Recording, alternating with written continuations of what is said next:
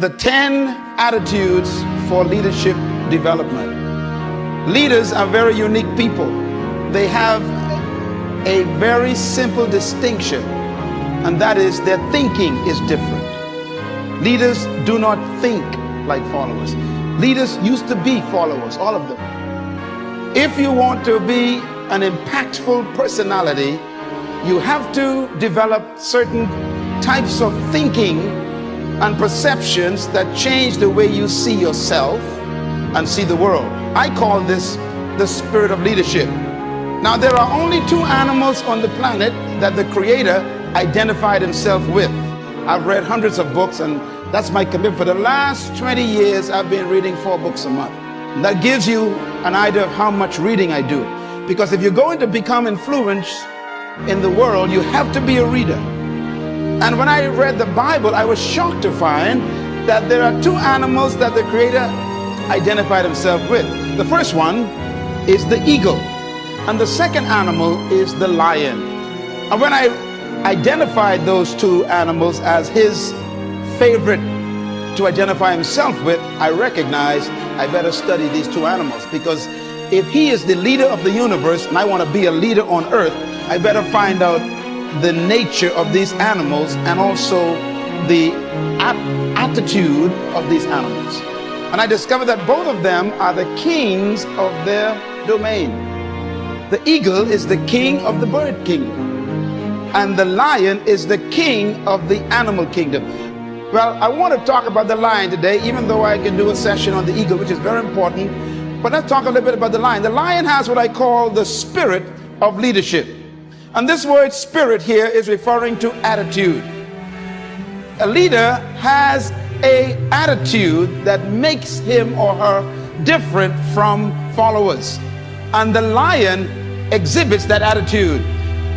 We have to cultivate the same attitudes that the lion has, because the lion apparently has been given the same attitudes that God himself identifies with, and he put it in these creatures.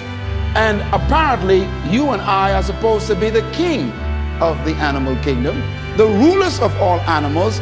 So obviously we have somewhere trapped on the inside these same potential attitudes.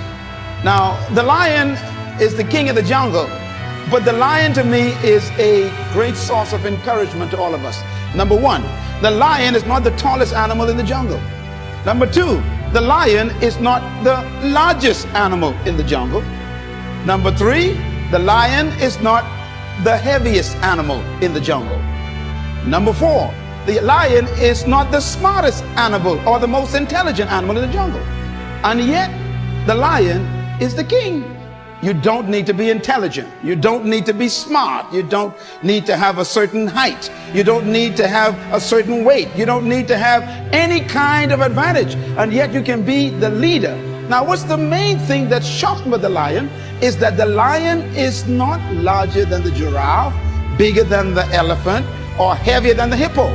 He's not as smart as the hyena or the snake. And yet, when he shows up, they all run away. The lion, therefore, cancels all of your excuses for not becoming a leader. What makes the lion so unique?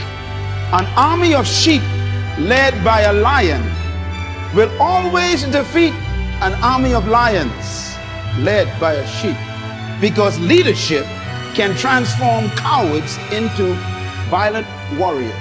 Why would a lion become the king of the jungle when he has all of those limitations? He's not the tallest, not the strongest, not the smartest, not the heaviest, not the most intelligent, but yet he runs things. The lion is the king of the jungle because of one word: attitude. The lion has a different attitude that makes every animal afraid of him. Now, we don't want to lead by fear, but it does take respect for you to become a leader. When I use the word fear in the jungle, we're talking about respect. The elephant respects the lion. The hyenas respect the lion. The giraffes, they respect the lion.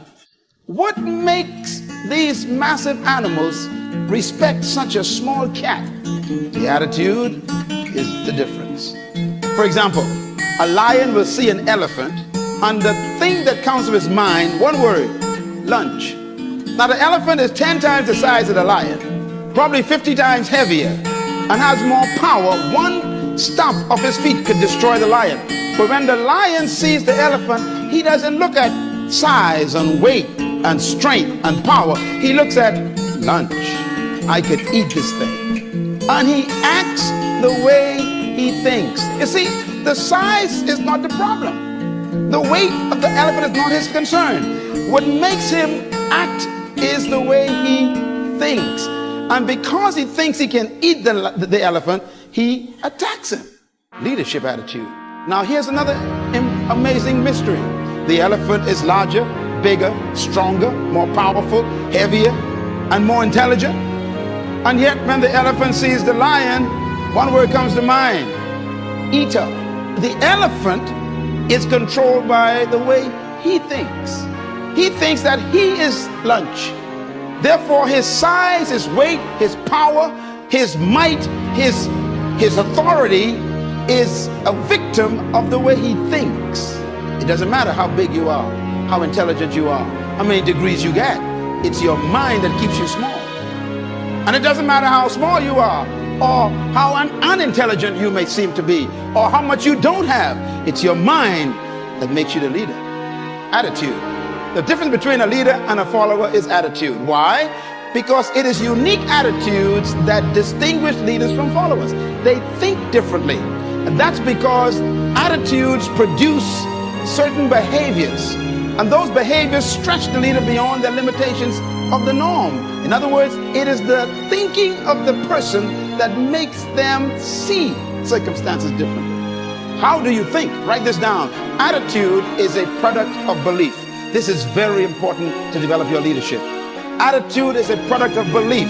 You cannot have an attitude beyond your belief. So your attitude comes from your belief system. The lion is the king because of what he believes about himself and what he believes about the elephant and the giraffe. He believes that they are lunch and he believes he can eat them. His belief system controls the whole situation when they meet. I was born in a house on 4 rocks, 2 bedrooms, 11 kids, 1 mother, 1 father. 1 bedroom for my mom and dad, the other for my 7 sisters. And of course the boys had to find somewhere to sleep. I remember sleeping on a mattress on the floor. I remember sleeping one time on a mat, and that sheet never kept the mosquitoes out. All around me was poverty, but we didn't know that because everybody was poor.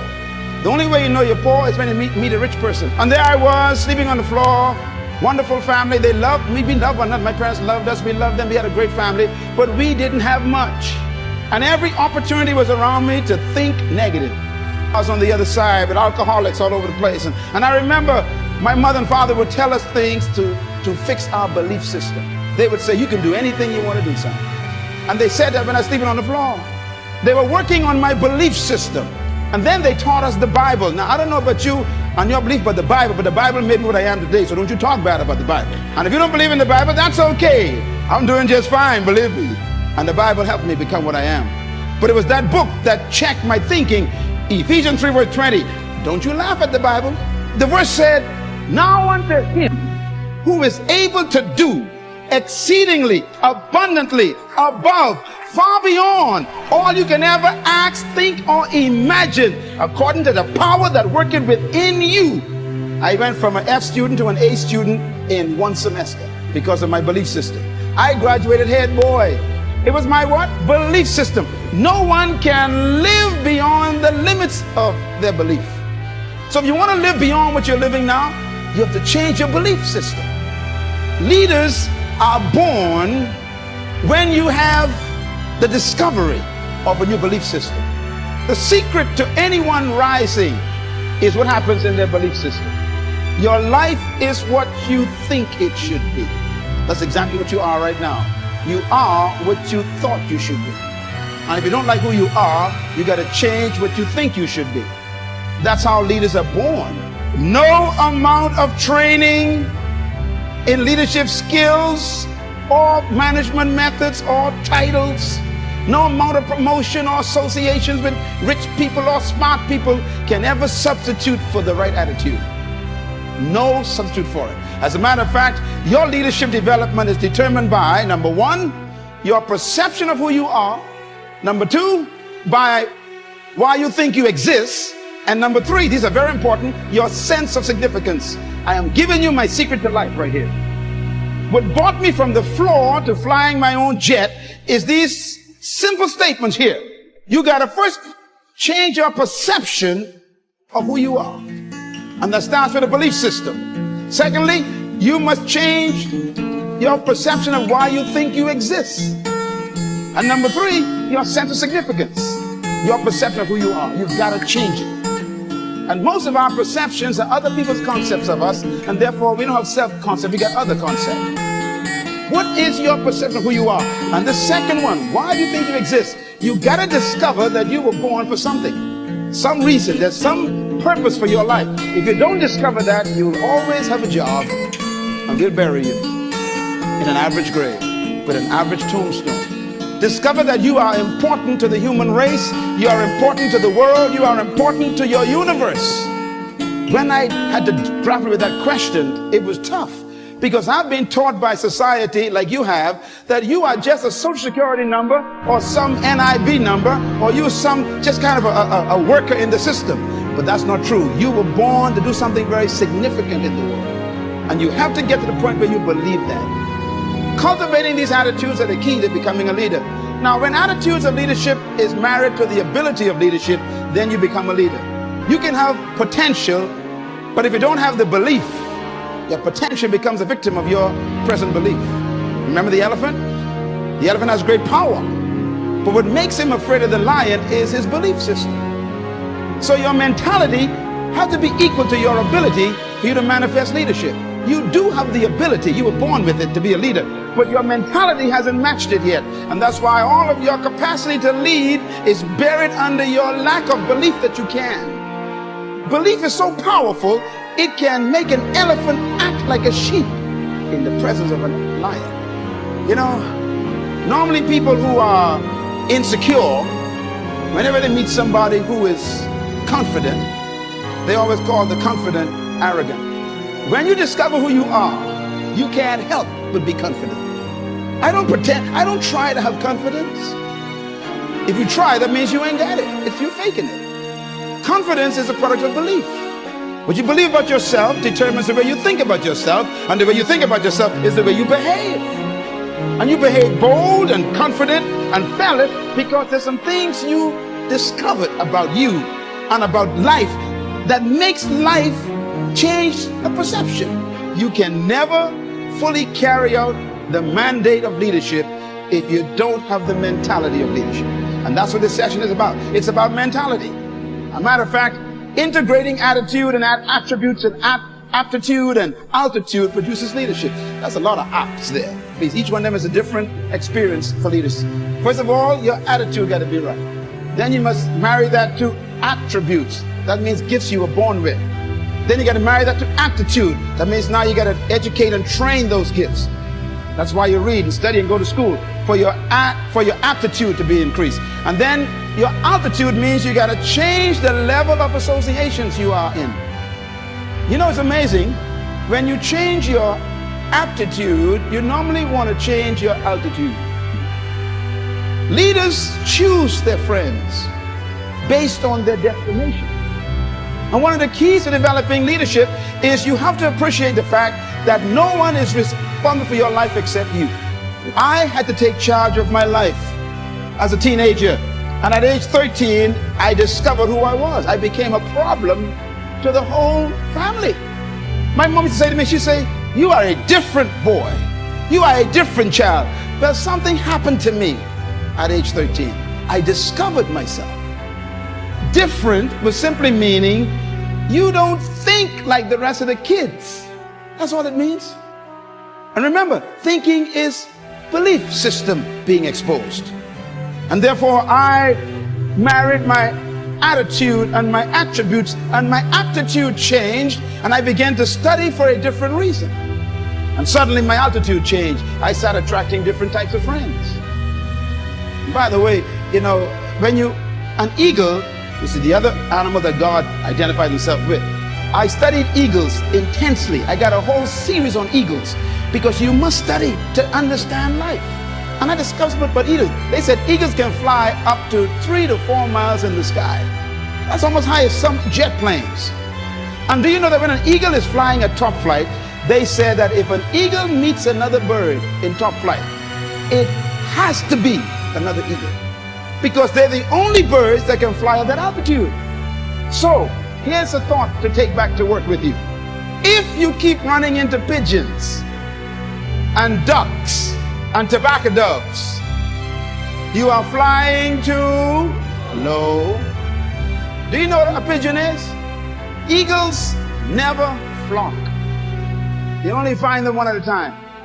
So if you keep attracting a gang of people around you at work, everybody want to bring gossip to you, cackling, you are in bad company. That's why I really want you to give yourself a big hand today, because to come here, you must be an eagle. You left the pigeons back at the office. Well, why are you going down there? Who do you think they are? They can't teach you nothing. Hey, that's a chicken talking. And they only fly when they're frightened. If you're going to be a leader, you got to be careful who you fly with. People who criticize got time for it. And that's why I ignore them. I ignore my critics because they got time for it. I'm too busy. I'm too busy succeeding. I'm giving them something to criticize. The greatest revenge in life, they say, is success. It's not ability, it's mentality that makes a leader. And that hippopotamus has power. They got ability, strength, size. They got might. They got ability. What they lack is mentality. The lion got a different mentality, so he eats them for lunch. What you think is more important than what you do. And so if you want to change, you got to work on this attitude bit. There's my conference people again. Here's my philosophy. My philosophy is this: trapped in every follower is a hidden leader. Trapped in every follower is a hidden leader. Therefore, the goal of true leadership is to release the hidden leader in the followers. If you are a true leader in your department or in your company supervisory position, you are a true leader as a pastor or maybe as a manager in some company, your greatest example of leadership is production of leaders. True leaders do not maintain followers, they produce leaders. True leadership focuses on producing leaders, not followers.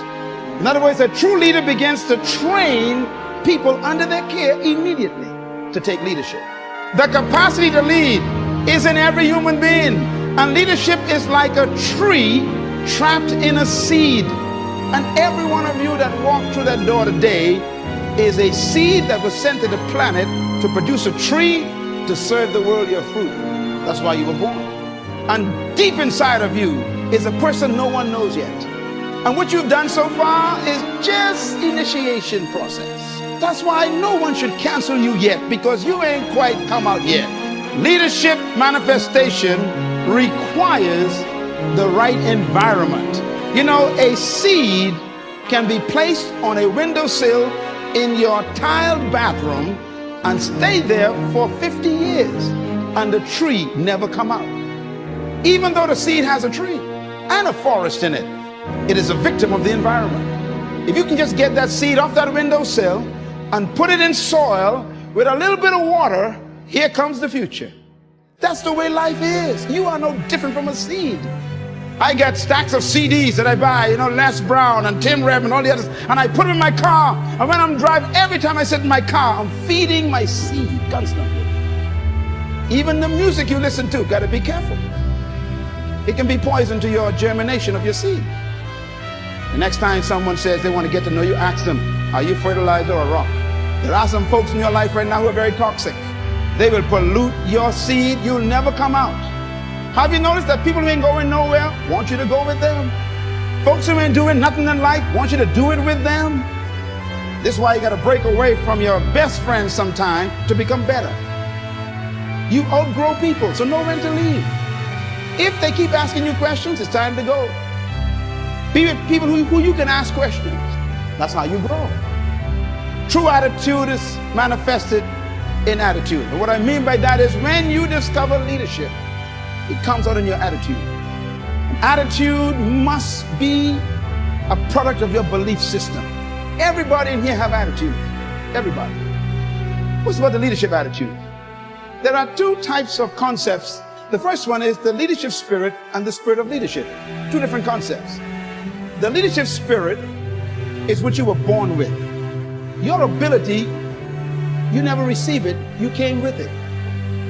But your ability that you were born with is trapped by the mentality that they gave you from your culture. This is why to be great, you got to divorce yourself from your traditions and your culture. Because convention makes no room for creativity. It doesn't allow you to believe beyond the norm. Matter of fact, they want you to fit in, not stand out. So society is all worked, it's all designed for you to behave yourself. You're trained to limit yourself. Isn't it amazing that you buy a car that can travel 150 miles per hour, 180 miles per hour, and then the same country that sells the car for you puts up a sign, 50. No, you never thought about that. It's a problem. Yeah, see, Ford Motor Company makes the car to make 180, and then they make sure you only can travel 50. Society is designed to make sure you never become a leader. And that's why for you to become a leader in your workplace, you're going to have to break away from the traditions. Now, I want to warn you, when you decide to break the speed limit, all your enemies will wake up in the office. Every critic that you thought was your friend will suddenly come alive, because people don't want you to leave them in their nothingness. You can't lead from behind. That's why sheep are not leaders. They follow the sheep's hips in front of them. But when you're out front, ain't no hip to follow. You got to design your course. And that takes boldness and risk. It takes all kinds of challenging commitment to decide where you want to go in life out front. Having the leadership spirit means that you are naturally created to lead. But the mentality is what wakes it up.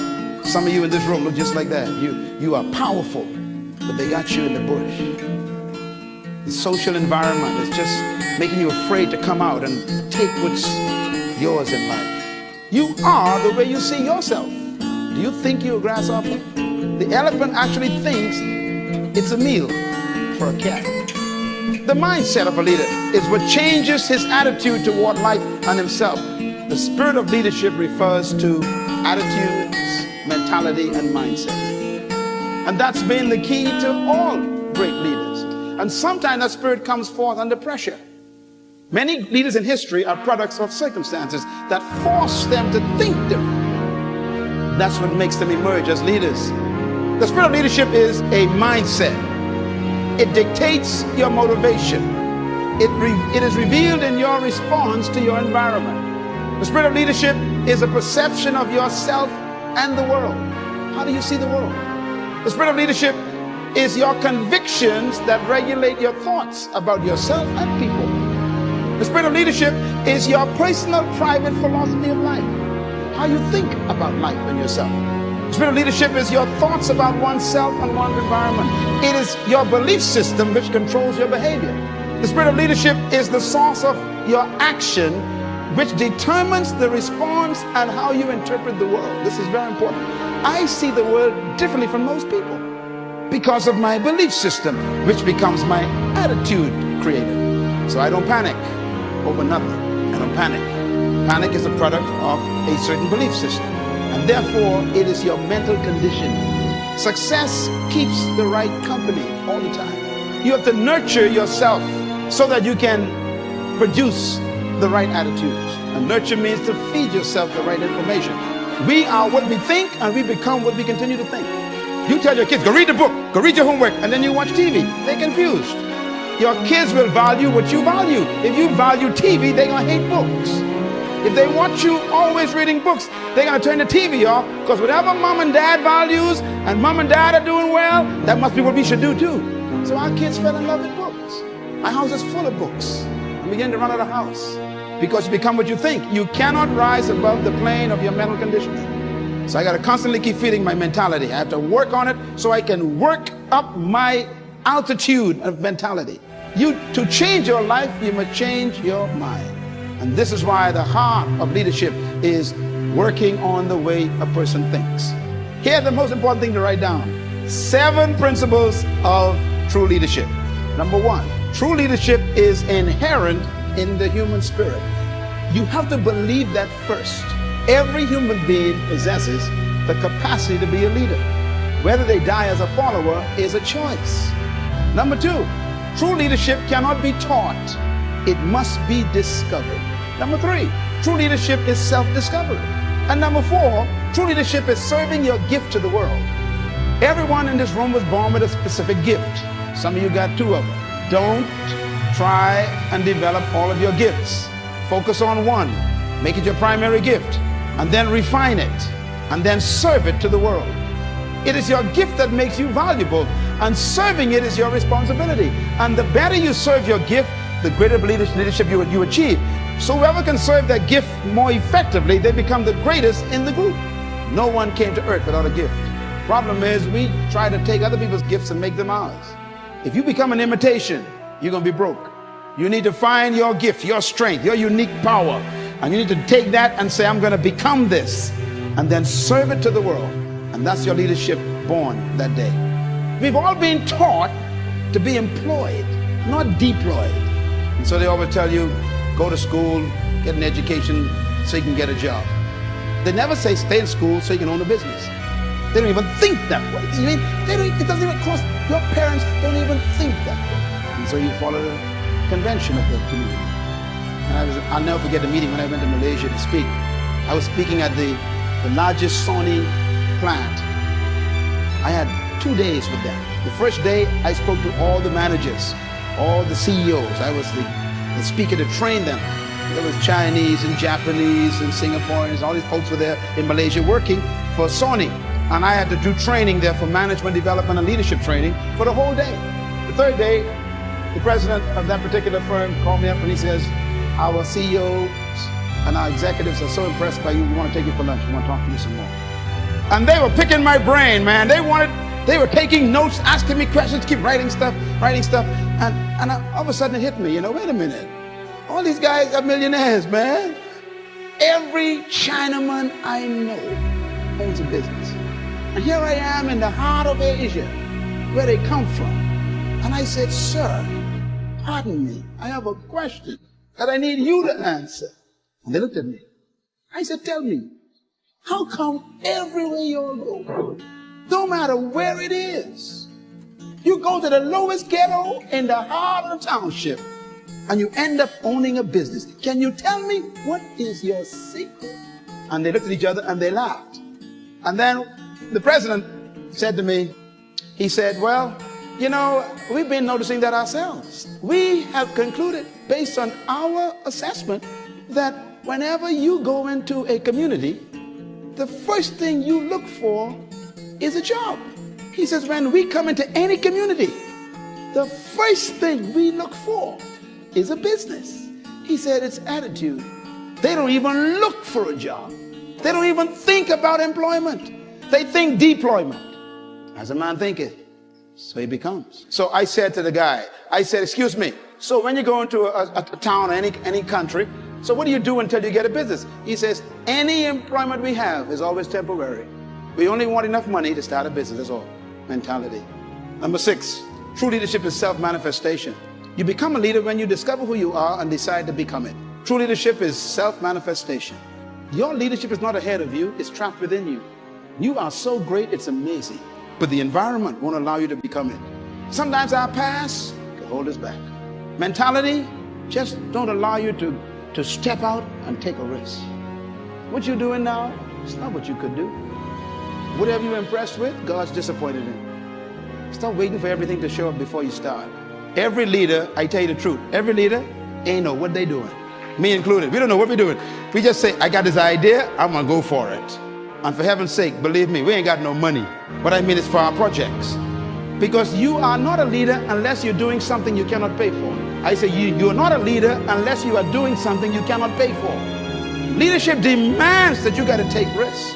Number 7, leadership is self-exposure. When you expose your true self, get ready. People won't understand you, but go for it. Let us meet you before you die.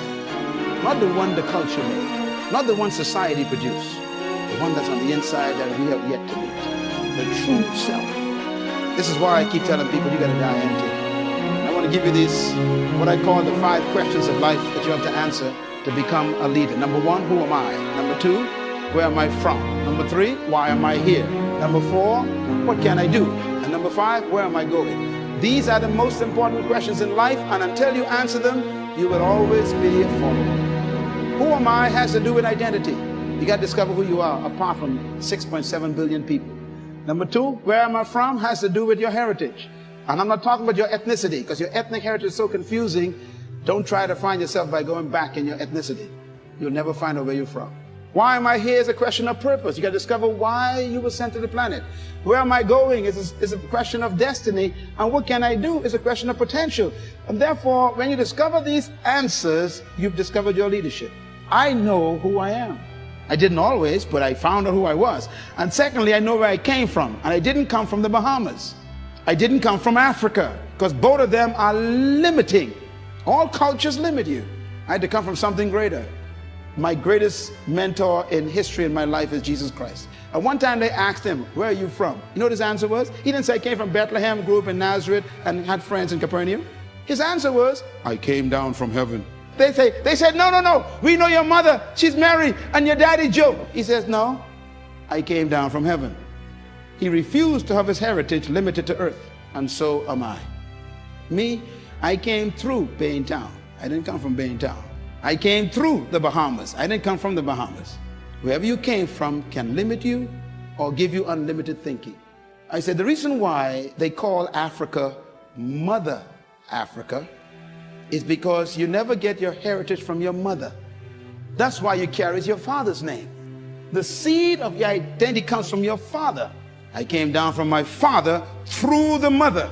That makes me limitless. I'm just like my daddy. All things are possible with my father. True leadership is not a method nor a technique. True leadership is an attitude. When I discovered that I came out of God, not out of the Bahamas, suddenly the Bahamas became too small for me. So today we have effects in 90 countries right from this island, because the mentality that was developed here goes beyond this entire region. Don't let where you came from physically trap you. Don't let your ethnic heritage become your graveyard. Stop being black and white and yellow and stuff. Forget that stuff. That's too limiting. Become like your father. Be a man. He's a spirit being. There's no limit.